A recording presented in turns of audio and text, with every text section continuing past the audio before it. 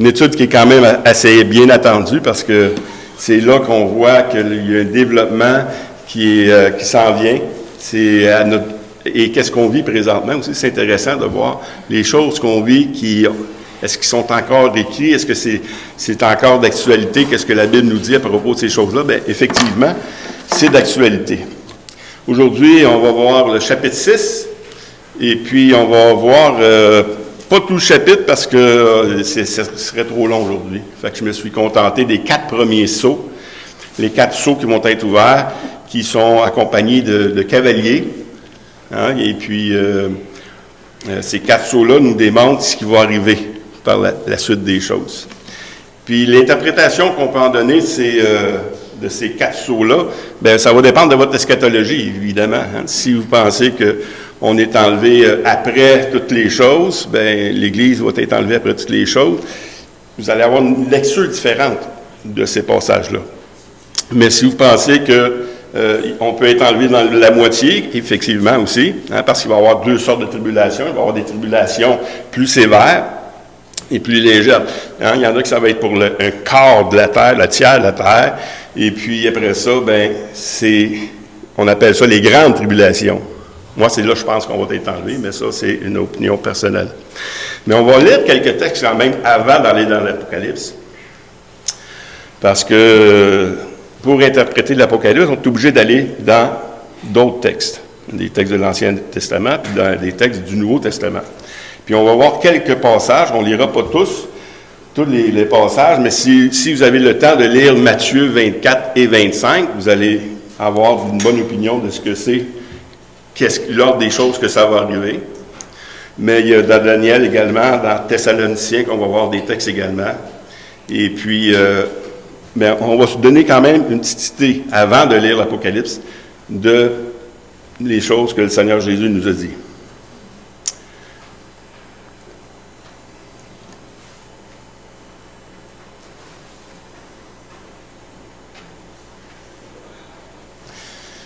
Matthieu 24, 5 à 8.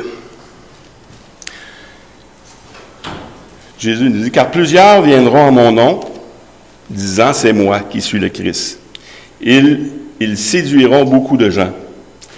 Vous entendrez parler de guerre et de bruit de guerre.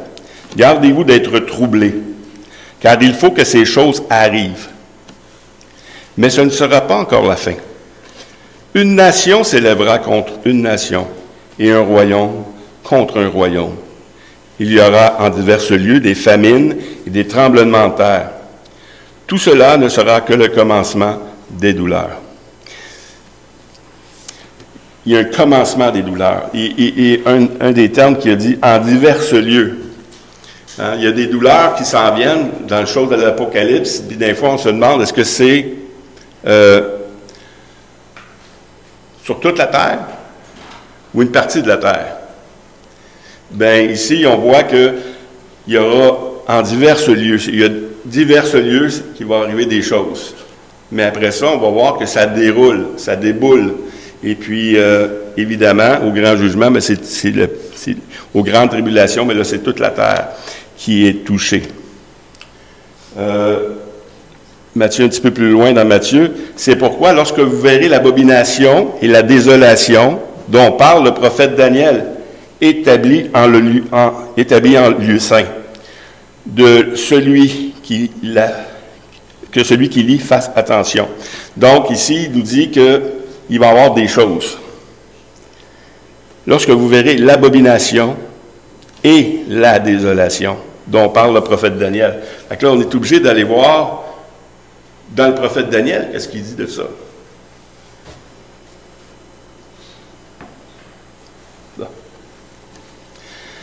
Daniel dit, après les 62 semaines, un oint sera retranché, il n'aura pas de successeur. Le peuple d'un chef qui viendra détruire la ville et le sanctuaire, et sa fin arrivera comme une inondation. Il est arrêté que les dévastations dureront jusqu'au terme de la guerre. Une chose importante ici, il fera une solide alliance avec plusieurs pour une semaine. Et durant la moitié de la semaine, il fera cesser les sacrifices et l'offrande. Le dévastateur commettra les choses les plus abominables jusqu'à ce que la ruine et ce qui a été résolu fondent sur le dévastateur. Ici, si on le lit vite, c'est dur à comprendre, mais il y a quand même ici 62 semaines, qui est les 62 semaines de Daniel, qui est des années. Hein? Il était déporté pour 70 ans. Il restait 7 semaines. Et les 7 semaines qui restaient, les 7 années qui restaient, c'est ici qu'il dit des choses. Le dévastateur va venir. La ville va être détruite, et le sanctuaire. Puis après ça, il va y avoir quelque chose d'assez grand. C'est que le dévastateur va venir, puis il y a quelqu'un qui va venir comme un sauveur. Comme quelqu'un qui va dire, ouais, écoute, on va faire quelque chose, puis on va signer un pacte. Puis cette alliance-là, qui va être signée, que Daniel dit, il fera une solide alliance. Hein, dans d'autres termes, ils vont signer l'alliance. L'alliance a toujours été parlée, a toujours été mise sur la table, mais à ce moment-là, ils vont faire une alliance pour 7 ans. Une alliance de paix. Et puis après, pendant la moitié de l'alliance de paix de 7 ans, c'est-à-dire 3 ans et demi après, bien, il va se passer quelque chose encore. Il va briser son alliance lui-même en s'assoyant dans le temple, en interdisant des choses, et puis il va s'asseoir même sur le temple, en se déclarant lui-même Dieu. Donc, il y a des choses de même qui s'en viennent, qu'on peut comprendre avec Daniel. Un autre texte, 1 Thessaloniciens 5, 1 à 3. Parce qu'il est des temps et des moments, parce qu'il y a des temps et des moments, vous n'avez pas besoin, frères, que vous en écrive. Car vous savez bien, vous-même, que le jour du Seigneur viendra comme un voleur dans la nuit. Quand les hommes diront paix et sécurité, alors une ruine soudaine les surprendra, comme les douleurs de l'enfantement surprennent la femme enceinte. Ils n'y échapperont point. Ici, il est en train de dire que le jour du Seigneur qui va arriver, là, il n'y a personne qui sait c'est quand ça va arriver. Le Seigneur nous a toujours donné des indices. Il va arriver ça, il va arriver ça, il va arriver ça. Et il y a beaucoup de prophéties maintenant qui sont accomplies. Mais il en reste également, on va le voir plus tard, des choses à accomplir.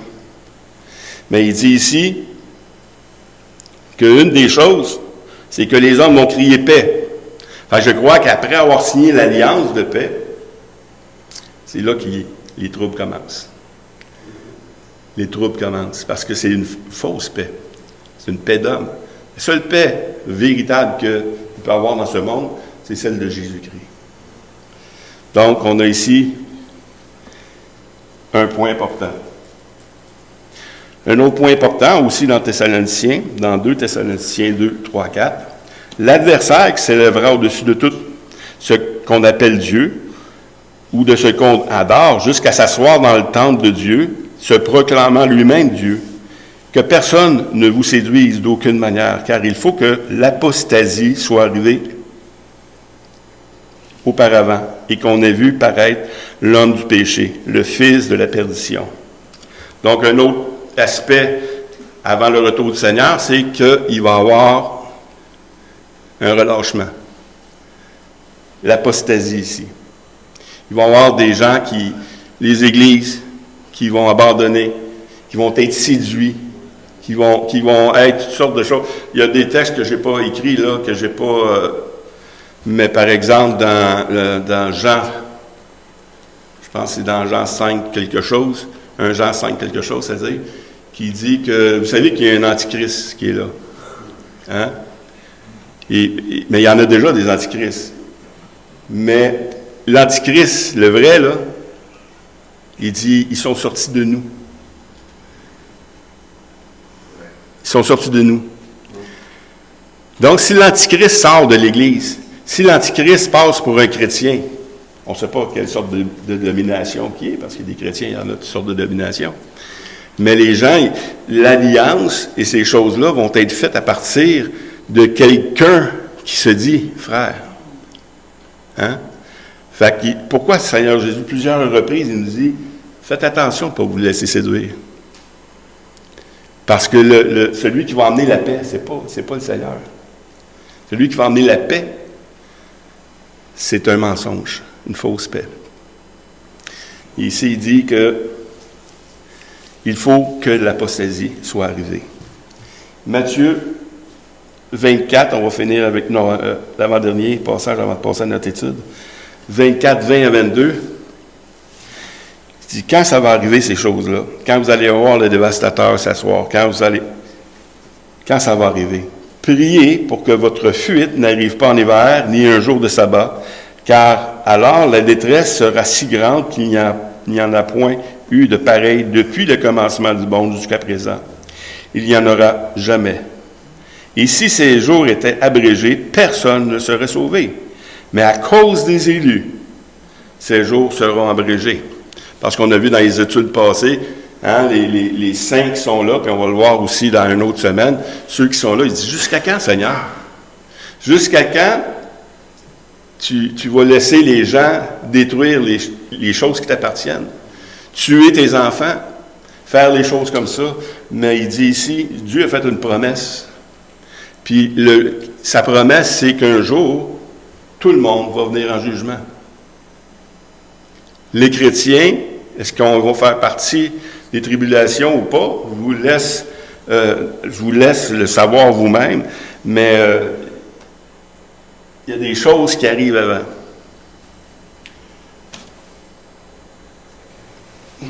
Dans Zacharie, vous l'avez, vous, mais moi je ne l'ai pas ici, fait que je vais vous le lire. Avant de tomber dans l'Apocalypse, on voit que les sceaux qu'on va voir, c'est un livre qui est scellé de 7 sceaux. Et puis, à chaque chevalier, à chaque sceau qui est brisé, il y a un chevalier qui vient. Et avec le chevalier vient quelque chose, une parole du Seigneur de ce qui va arriver. Donc, ici, on va voir les 4 sceaux, les 4 premiers sceaux, qui sont les 4 chevaliers de l'Apocalypse. Mais ce n'est pas quelque chose de nouveau, ça, dans la Bible. Ça s'est déjà produit, comme dans Zacharie, par exemple, Zacharie 1, 8 à 10. Il dit, « Regardez, pendant la nuit, voici un homme était monté sur un cheval roux. Il se tenait parmi des myrtes, dans un lieu ombragé. Il y avait derrière lui des chevaux roux, fauves et blancs, les mêmes couleurs. Je dis, qui sont ces chevaux, mon Seigneur? Et l'ange qui parlait avec moi me dit, je te ferai voir ce que sont ces chevaux. L'homme qui se tenait parmi les myrtes prit la parole et dit, ce sont ceux que l'Éternel a envoyés pour parcourir la terre. Puis dans l'Apocalypse, c'est exactement les choses qui arrivent. Quand les sceaux sont ouverts, il y a une voix qui dit, viens, et ensuite ils sont envoyés. Et puis, ces gens-là, ces chevaliers-là sont envoyés pour parcourir la terre, pour accomplir la justice de Dieu. Donc, c'est quelque chose que, oui, dans l'Apocalypse, c'est une image qui est forte, mais cette image-là était déjà là. Et puis, on peut maintenant commencer notre étude de l'Apocalypse. On va lire premièrement Apocalypse 6, 1 à 8.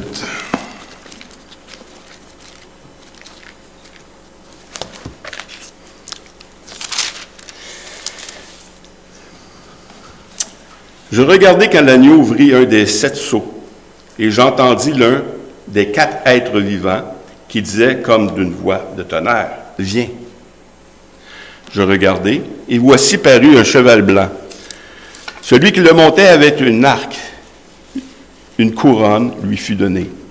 Il partit en vainqueur et pour vaincre.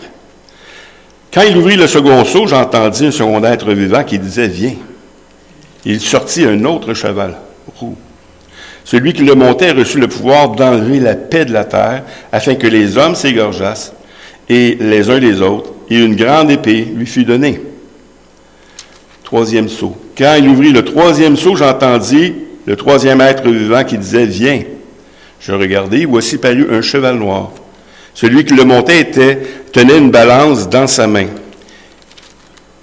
Et j'ai entendu, au milieu des 4 êtres vivants, une voix qui disait « Une mesure de blé pour un denier, 3 mesures d'orge pour un denier, mais ne faites point mal à l'huile et au vin. » Quand il ouvrit le 4e seau, j'ai entendu une voix du 4e être vivant qui disait « Viens. » Et je regardai, voici parut un cheval d'une couleur pâle. Celui qui le montait se nommait la mort. Et le séjour des morts l'accompagnait. Le pouvoir leur fut donné sur le corps de la terre pour faire périr les hommes par l'épée, par la famine, par la mortalité et par les bêtes sauvages de la terre. Donc, on voit ici, on ne peut pas faire une lecture rapide de ces choses-là. Hein. C'est rapide. La plupart du monde ici, on ne sait même plus qu'est-ce qu'on a lu au début. Hein? Mais on va en faire une plus courte. On va la définir un peu. Il y a tellement de détails dans ces choses-là, mais en même temps, comme je vous dis, je ne veux pas emmener ici une position particulière de l'eschatologie. Parce qu'on ne veut pas des débats ici, mais on veut exposer le texte de l'Apocalypse et des choses qui doivent arriver. Donc, le premier verset qui disait...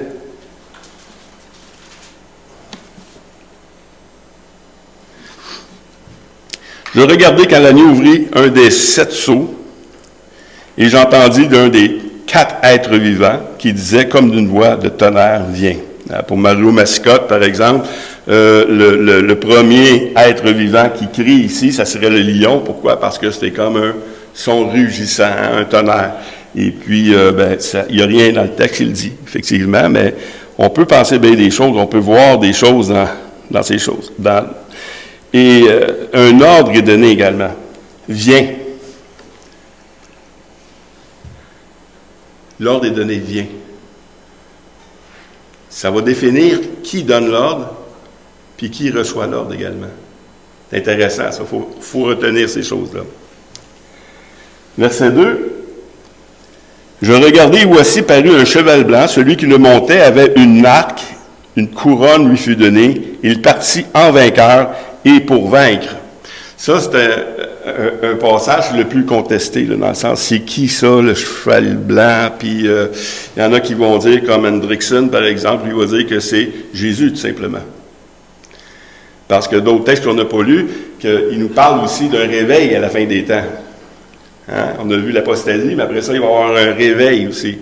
Fait qu'il dit, probablement, que ça serait le Seigneur Jésus, tout simplement, qui s'en vient. Pourquoi? Parce que... quand que l'annonce de l'Évangile est faite, quand il y a un réveil spirituel qui se produit, presque inévitablement après le réveil, il y a des guerres, il y a des catastrophes. Les chrétiens sont persécutés, ainsi de suite. Donc, c'est des raisons comme ça qui donnent, mais en même temps, c'est pas tellement évident de voir là-dedans que c'est le Seigneur Jésus, même s'il monte un cheval blanc, même s'il y a une couronne, même s'il y a une épée qui une couronne lui est donnée, un arc également, on voit, on n'est pas sûr. Parce que souvenez-vous que souvent on voit dans l'Apocalypse que Jean, ce qu'il fait, il compare souvent l'œuvre de Satan avec l'œuvre de Christ. Hein? Satan, c'est un imitateur. Il fait des choses. Puis Satan aussi est au service de Dieu pour accomplir sa justice, pour accomplir les choses. Hein, on le voit dans d'autres livres, on le voit dans Job, on le voit dans plein de livres également. On le voit que Dieu utilise les choses, pas que lui veut faire les choses, mais il laisse les choses aller pour qu'il accomplisse sa volonté. S'il y a des guerres, Dieu ne les empêchera pas, les guerres. Hein, on dit, il était où Dieu quand il arrive ces choses-là? Bien, Dieu, ça fait partie de son plan. On n'est pas dans le royaume de Dieu ici. On est dans le royaume de Satan. Et c'est l'œuvre de Satan qui s'accomplit maintenant. Jusqu'à ce que Jésus vienne, puis qu'il va venir régner, puis il va venir faire les choses, comme on va lire plus tard. Donc, un autre passage qui est associé au verset 2, c'est dans l'Apocalypse 19. Là, c'est le vrai chevalier, le vrai Jésus qui est là. Puis je vis dans le ciel ouvert, et voici parut un cheval blanc. Celui qui le montait s'appelait fidèle et véritable. Ça, c'est associé à Jésus-Christ. Il juge et combat avec justice. C'est encore Jésus-Christ. Ses yeux étaient comme des flammes de feu. Sur sa tête étaient plusieurs diadèmes. Il avait le nom écrit que personne ne connaît si ce n'est lui-même.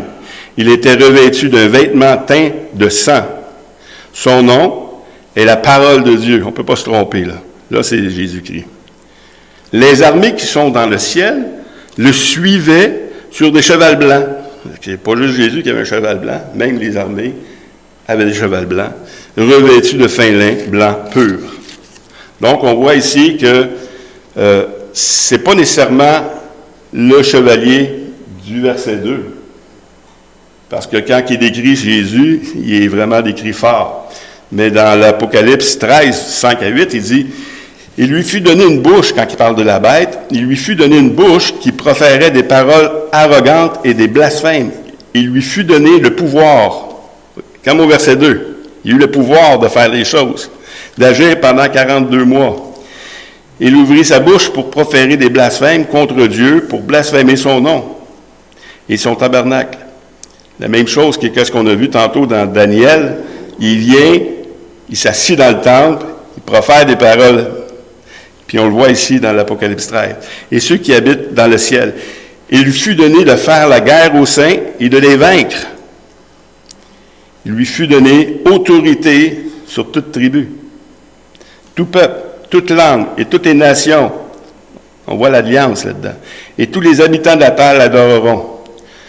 Ceux dont le nom n'a pas été écrit dans la fondation du monde, dans le livre de vie de l'agneau qui a été immolé. Donc, on voit que dans ce qui s'en vient, là, on ne le voit pas dans Apocalypse 6.2, mais on voit que les choses se développent davantage. Quand on regarde, depuis j'ai commencé à étudier le livre de l'Apocalypse, j'ai remarqué que, puis c'est le pasteur de la chute, là, je me souviens plus de son nom, qui donnait cette image-là, puis l'Apocalypse, quand tu le regardes, puis tu peux l'interpréter de différentes manières, tu peux l'interpréter d'une manière chronologique, mais également d'une manière qui reflète, qui ouvre toujours, comme une tulipe, une fleur qui s'ouvre. C'est toujours la même fleur, mais ça s'ouvre toujours, tu sais, il y a toujours la même histoire qui s'ouvre, puis ça reflète toujours la même chose. Parce que si vous lisez tout le reste de la Bible, Babylone, puis toutes ces choses-là, il va falloir qu'ils périssent plusieurs fois. Mais c'est toujours la même histoire qui revient, mais la fin est la même, puis le début pareil. Fait que c'est des choses qu'on peut remarquer. Puis ici, on peut voir que ce qu'on a lu dans Apocalypse 2, 6-2, c'est-à-dire, on peut le retrouver ailleurs également, comme dans l'Apocalypse 13. Il fut donné autorité sur tous les peuples. Versets 3 à 4. Quand il ouvrit le second sceau, donc on voit que le premier sceau qui est ouvert, il dit que le chevalier vient pour vaincre. Hein? Il vient pour vaincre. Jésus n'est pas venu pour vaincre. Il est vainqueur. Il n'est pas venu pour avoir une autorité. Il a déjà obtenu son autorité, lui. Hein? C'est déjà fait. Mais celui qui vient, il vient pour ça, lui. Il vient pour son royaume. Il vient pour sa propre autorité. Et puis, quand on lit ces choses-là, on dit, wow, il vient pour être vainqueur et pour vaincre. Oui, il va avoir une certaine victoire. Fait qu'avec le premier sceau, ce qu'on peut voir, c'est un peu comme l'alliance qui est signée. Il vient régner. Comme qui est marqué dans l'Apocalypse 13. Il vient régner. Il vient établir son règne. Et puis, on voit ces choses-là. Le deuxième sceau, quand il ouvrit le second sceau, j'entendis une seconde être vivant qui disait « Viens ». Il sortit un autre cheval, un cheval roux. Celui qui le montait reçut le pouvoir d'enlever la paix de la terre, afin que les hommes s'égorgeassent les uns les autres, et une grande épée lui fut donnée. Encore une description de ce qui s'en vient. Quand un coup qui s'est assis dans le temple, après le premier 3 ans et demi, c'est la moitié du 7 ans, il y a une deuxième période ici. Et puis, le deuxième cheval vient pour enlever la paix sur la terre. Et moi, quand je pense à ça, ça me fait penser à d'autres passages qui montrent comment on fait pour enlever la paix sur la terre. C'est qui la paix sur la terre? Hein? Il y en a qui vont dire c'est le Saint-Esprit. Hein? Celui qui vient, il est là puis il règne. Je vous dis, moi, si Dieu se retire de ce monde, l'homme est sans frein maintenant. Mais on se dit, est-ce que c'est l'Église qui va être enlevée à ce moment-là? Parce que l'Église représente la paix aussi. Ou à vous de voir avec les autres études. Mais ce deuxième cheval-là, ce deuxième chevalier-là, il a le pouvoir d'enlever la paix de la terre afin que les hommes eux-mêmes s'égorgent. Donc, la paix va être enlevée. 2 Thessaloniciens, 2, 6 à 8. Il dit, maintenant, vous savez ce qui le retient, afin qu'il ne paraisse qu'en son temps. Ce mystère de l'iniquité agit déjà. Il faut seulement que celui qui le retienne encore ait disparu. Et alors, paraîtra l'impie que le Seigneur Jésus détruira par le souffle de sa bouche, et qu'il en anéantira par l'éclat de son avènement. Que celui qui le retient, tant que le Seigneur va retenir, il n'y a rien qui peut arriver. Mais celui qui va décider, c'en est assez, retire sa main, il y a une paix qui est enlevée en même temps. Il y a une paix qui est enlevée. Donc, ce deuxième saut-là,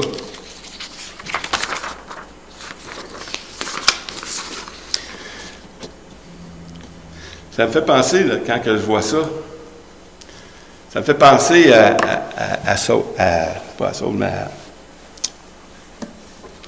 quand Abraham, il voulait sauver son neveu Lot. Hein? Il y a une destruction, il y avait un jugement qui vient. L'ange vient, puis il dit, écoute, il dit, est-ce que je ferais savoir à Abraham qu'est-ce qui va arriver? Tu sais? Il dit, écoute, je vais détruire la ville qui est là. Parce qu'ils sont rendus tellement méchants. Hein? Sodome, qui est là, puis qu'il y a des hommes, de la sexualité, et toutes sortes de choses qui arrivent là. Et puis, mais l'histoire de ça, c'est qu'à un moment donné, Abraham essaie d'intercéder pour cette ville-là. Oui, mais s'il y a des justes, là, s'il y en a, je ne sais pas, moi. Ça commence à combien? 50, je pense? Combien? 50? S'il y a 50 justes, là, est-ce que tu vas la détruire pareil? S'il y a 50 justes, je ne la détruirai pas, le Seigneur, il dit. Ah ben, s'il y en a 40, par exemple, tu sais, il y en a moins que je dis, là. Non, je ne la détruirai pas. Puis finalement, il va voir Dieu constamment comme ça, jusqu'à 10. S'il y a 10 justes, s'il y a juste 10 justes dans cette ville-là, est-ce que tu vas la détruire? Non, je ne la détruirai pas. Puis il est obligé de la détruire. Mais avant de la détruire, qu'est-ce qu'il a fait?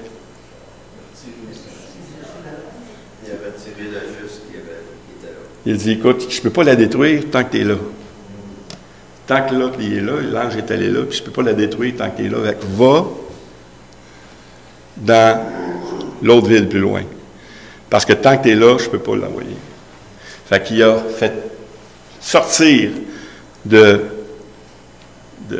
Sodome et Gomorrhe, ces villes, il les a fait sortir, puis après ça, il a détruit. Mais quand je vois cet ange-là, l'ange qui vient enlever la paix, puis que les choses arrivent, mais on peut avoir cette image-là aussi dans la tête, que le Seigneur, c'est comme, il vient pour détruire. Hein? La première terre, il a été détruit par l'eau.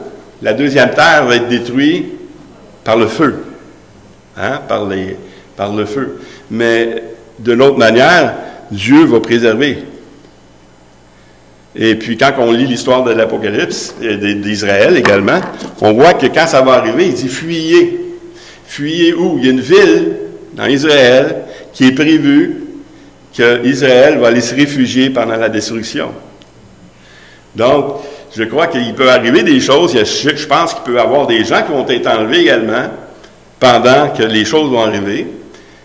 Mais est-ce que tous les chrétiens vont être enlevés en même temps? Je ne crois pas, parce que dans la Bible, on voit qu'il y en a d'autres chrétiens après l'enlèvement. On voit d'autres chrétiens qui sont là et qui vont vivre encore plus ces tribulations. Donc, on va continuer notre étude. Apocalypse 6, 5 à 6. Non, c'est pas le qu'on est.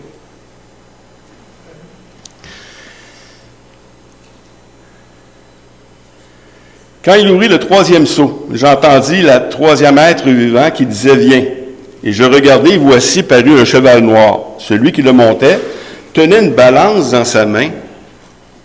Et j'entendis au milieu des 4 êtres vivants une voix qui disait « Une mesure de blé pour un denier, 3 mesures d'orge pour un denier, mais ne faites point mal à l'huile ni au vin. » Donc, qu'est-ce qui va arriver? Qu'est-ce qui arrive souvent après la guerre? La famine. Ça arrive presque tous les guerres. Il y a quelque chose qui arrive après. Et puis ici, c'est ce qui arrive, c'est qu'il dit, celui qui monte le cheval, il va avoir une balance, puis cette balance-là, c'est que, il dit, faites, il y a une famine qui s'en vient. Puis un denier, quand on dit le pouvoir fut donné, un quart de la terre, faites périr les hommes par l'épée, non. Est-ce que je suis au bon? Non, c'est ici.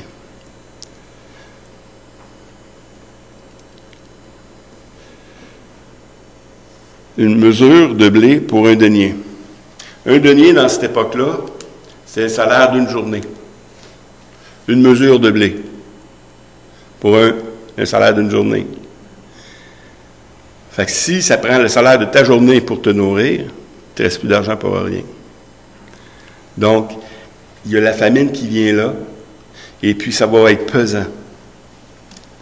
Et puis, j'ai mis un passage, c'est sûr que c'est dans le Journal de Montréal, c'est celui qui le disait le mieux, je trouve, dans le feuillet du Monde, et qui il nous parle de ce qui arrive présentement avec la guerre entre l'URSS, l'Ukraine, toutes ces choses-là.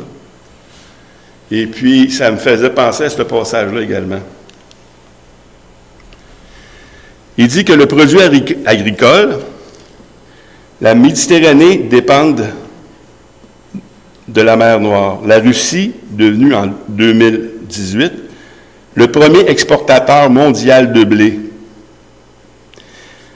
est crucial pour les aliments de la planète. Mais les analystes interrogés jeudi s'inquiètent surtout pour les capacités d'exportation de l'Ukraine. Les deux pays sont un grenier à céréales pour le reste du monde. Qu'est-ce qui se passe en URSS? C'est le plus grand exportateur de blé. Puis si la guerre pogne là, elle est déjà pognée, mais il peut arriver un moment donné qu'après la guerre, qu'il garde ses récoltes. Et ces récoltes-là, et puis ça nous donne aussi des pourquoi qui fait la guerre à l'Ukraine. Les deux pays ensemble, c'est le grenier de tout le blé. Il y en a ailleurs qui font du blé, mais les réserves du monde sont là. Donc, après la guerre, il va y avoir une famine. Puis ici, dans l'Apocalypse, il nous dit qu'il va y avoir le blé va augmenter. Il y a des choses, la famine qui va arriver. Nous, on sait qu'au Canada, on est un peu épargné toujours de ces affaires-là parce qu'on est un pays riche. Mais d'autres pays qui dépendent de ce qui arrive ailleurs vont souffrir beaucoup. Les derniers passages de l'Apocalypse. Quand il ouvrit le 4e sceau, j'ai entendu d'une voix le 4e être vivant qui disait « Viens ». Je regardai, voici parut un cheval d'une couleur pâle. Celui qui le montait se nommait la mort. Et le séjour des morts l'accompagnait. Non seulement celui qui monte le cheval, il s'appelle la mort, mais également le séjour des morts l'accompagne. Il ne vient pas seul. Il ne vient pas tout seul. Il vient avec le séjour des morts. Et le pouvoir leur fut donné sur les corps de la terre pour faire périr les hommes par l'épée, la famine, la mortalité et par les bêtes sauvages de la terre. Fait qu'il va arriver tellement de choses qu'à un moment donné, tu te dis, wow, cette 4e ange-là vient, puis encore une fois, pour vous dire que ça ne sera pas sur toute la terre pour commencer, c'est que justement sur le corps, il dit, il est envoyé pour faire du mal au corps de la terre. Donc, c'est intéressant de voir ce cheminement-là, l'ordre des choses qui s'en viennent, c'est pas évident quand tu lis juste un passage. Mais pour faire l'étude de l'eschatologie, pour faire l'étude de l'Apocalypse, c'est obligé d'aller dans l'Ancienne Alliance, dans le Nouveau Testament, pour voir c'est quoi qui va arriver en premier, tu sais. Et puis, avec ces 4 chevaliers-là, on voit des choses. Mais avant que les 4 chevaliers viennent, c'est avec ça qu'on va conclure, on voit des choses qui vont arriver avant. Puis peut-être qu'on va les voir plus tard avec des versets. Mais une des choses qui va arriver avant la fin, c'est qu'Israël va être attaqué par le nord sur les collines. Hein? Je ne me souviens pas le nom de la colline, Claude, tu t'en souviens-tu? C'est pas grave. Moi non plus, je m'en souviens pas aussi, c'est pas. Mais ça va être attaqué par le nord. Donc, c'est un des signes qui n'est pas encore accompli. Il y a des signes qui sont accomplis maintenant. Mais avant le retour du Seigneur, Israël va être attaqué sur ces montagnes-là. Deuxième chose qui va arriver, avant la fin, c'est la signature de l'Alliance de paix pour 7 ans. C'est des choses qu'on va voir, nous. On va voir cet homme-là qui va venir, il va faire une alliance avec, selon Mario Mascotte, avec la statue de Daniel. Hein? Daniel, il y a une statue, puis on voit qu'il y a un royaume qui s'en vient. Puis il y a 10 orteils, 5 d'un bord, puis 5 de l'autre. Puis c'est marqué que dans Daniel, c'est des rois, c'est des royaumes, mais ces royaumes-là qui font une alliance, c'est une alliance imparfaite. C'est une alliance qui vient là, et on est obligé de la signer. C'est sûr que c'est rien de nouveau parce que chaque alliance qui est faite avec des gouverneurs, puis des présidents, tout ça, ils font une alliance, mais en même temps, ils cherchent toujours à tirer la couverte de leur côté. Hein? Oui, on est avec eux autres pour une certaine paix, mais en même temps, je veux faire mes petites affaires. Et dans la prophétie de Daniel, c'est qu'il y a 10 orteils qui sont 10 rois comme ça, qui vont faire une alliance, hein, cette alliance de 7 ans. Et puis, cette alliance-là est fragile parce que les orteils sont mêlés de fer et d'argile. Et puis, vu qu'ils sont fragiles, il dit qu'il y a un pied, c'est l'Est, puis l'autre pied, c'est l'Ouest. Ils vont faire une alliance. Et on voit toutes ces choses-là. Mais avant que le premier sceau soit ouvert, cette alliance-là va être signée. Non seulement on va arrêter d'en parler, elle va être signée, elle va être conclue. Et puis, quand cette alliance-là va être conclue, il va y avoir un réveil. C'est là que le réveil arrive. Hein? Il y a eu l'apostasie avant, il y a ça. Ensuite, il y a le réveil. Le réveil, qu'on le voit dans Matthieu 25, on le voit dans Joël 2, 28, il y a des choses comme ça qu'on voit dans ces passages-là, qu'il y a un réveil après. Ensuite, pour certains, il y a l'enlèvement maintenant. Puis après ça, il y a eu l'ouverture du premier sceau qu'on a lu.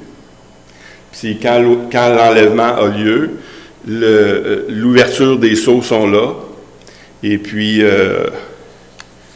c'est le début de la fin. Là, la dernière année, la dernière semaine de Daniel, c'est-à-dire les 7 années qui restent, pour le 70 ans, c'est là que ça commence. C'est commencé à partir de ce moment-là. Donc, ça, c'est d'après l'interprétation. Moi, ce que je vois dans les Écritures, c'est pas mal ça, sauf que l'enlèvement, pour moi, vient plus tard, parce que c'est quand il vient s'asseoir sur le trône, puis se déclarant lui-même Dieu, c'est après 3 ans et demi.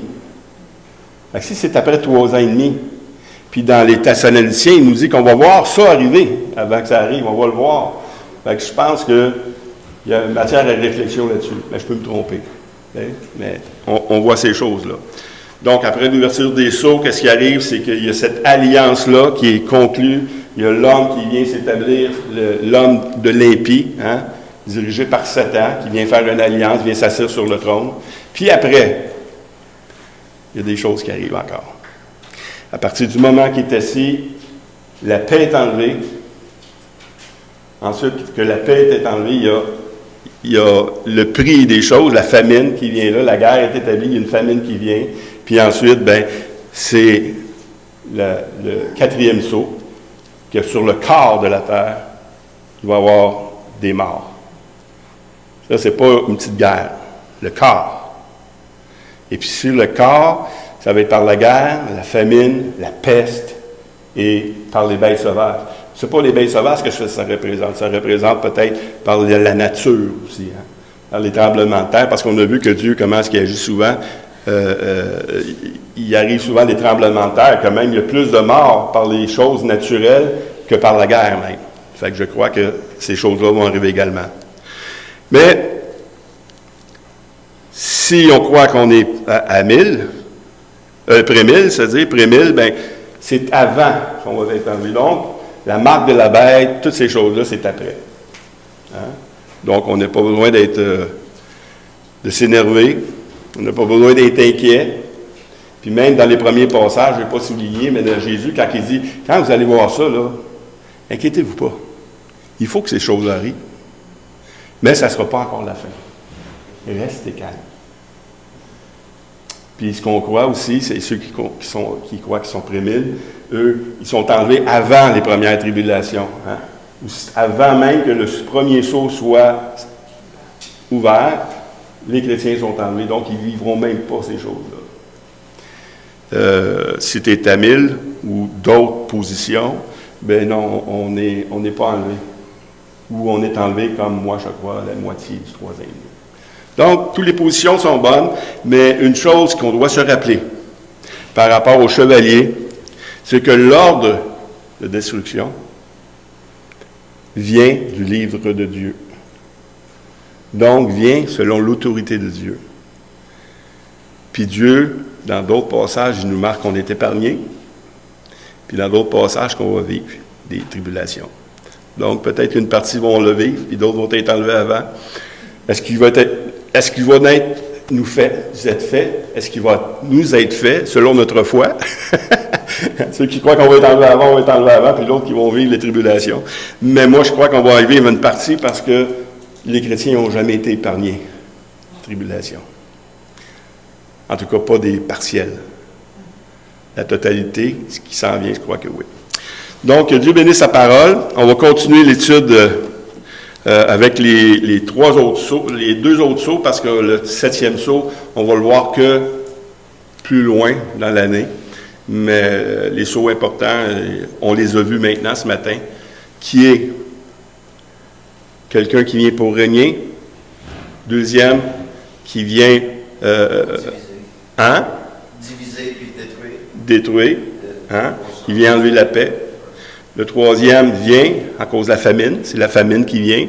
Puis le quatrième qui vient, bien là, c'est vraiment une destruction du corps. Le corps de la terre, des hommes qui vont se détruire, s'égorger, il va y avoir des guerres, il va y avoir toutes sortes de choses. Fait que, prions ensemble. L'Église, peu importe ce qui va arriver, Dieu nous garde. Mais il y a un jugement qui vient, qui est sûr, qui vient. Puis tout ce que Dieu a promis, tout ce que Dieu a prophétisé, c'est accompli jusqu'à maintenant. Donc, Seigneur Dieu, merci pour ta parole. Tu nous as dit, heureux ceux qui lisent et qui entendent cette parole. Oui, on est heureux, Seigneur Dieu, parce que tu es notre Dieu. Tu es celui qui vient accomplir ta volonté ici. Si on fait partie des tribulations, Seigneur Dieu, tu vas nous donner la force, le courage. Et si on a besoin d'un temps, de cette période de 7 ans-là, d'être avec toi, avant de revenir pour 1000 ans, bien, que ta volonté se fasse, Seigneur. Peu importe. Qu'on vive ces choses ou qu'on ne les vive pas, on est avec toi de toute façon. Et c'est ta présence parmi nous qui nous rassure, Seigneur. Parce que nos vies, de toute façon, ne nous appartiennent pas, ils te appartiennent. Et on veut te glorifier par nos vies. Bénis ta parole encore. Bénis cet après-midi aussi, Seigneur Dieu, avec le service pour Émilien, afin qu'on puisse s'encourager, qu'on puisse voir des choses sur l'espérance, qu'on puisse se rappeler ton œuvre dans la vie d'Émilien, Seigneur Dieu. Parce que c'est ta vie qu'on veut faire ressortir cet après-midi. Bénis cette journée encore une fois, puis le retour des frères. Dans le nom de Jésus, Amen. Amen, amen. Est-ce qu'il y a des questions pas trop pointues, parce que c'est sûr qu'on peut mêler plus que d'autres choses. Moi-même, là, je vous dis, est-ce que je suis près 1000 à 1000, là? suis mêlé. Parce que j'étudie une partie, j'étudie un côté de l'eschatologie, puis je me dis, waouh, c'est vraiment bon. C'est à l'étude toujours. Puis de dire que non, moi j'ai raison, puis les autres ont tort, c'est dire un peu que les autres sont épais, puis moi je suis intelligent. Il y a des gens qui ont étudié des deux côtés. Et puis de penser que moi, j'ai la vérité, bien ça devient un peu sectaire, personnellement. Mais je crois qu'on peut avoir une opinion forte de nos convictions. Puis l'opinion forte de nos convictions bien, fait en sorte qu'on est heureux là-dedans. Celui qui n'a pas de conviction, il ne sait pas où il s'en va. Mais celui qui a des convictions fortes, il est heureux, il y a une paix qui vient. Amen. Mais que Dieu vous remplisse de cette paix. Claude.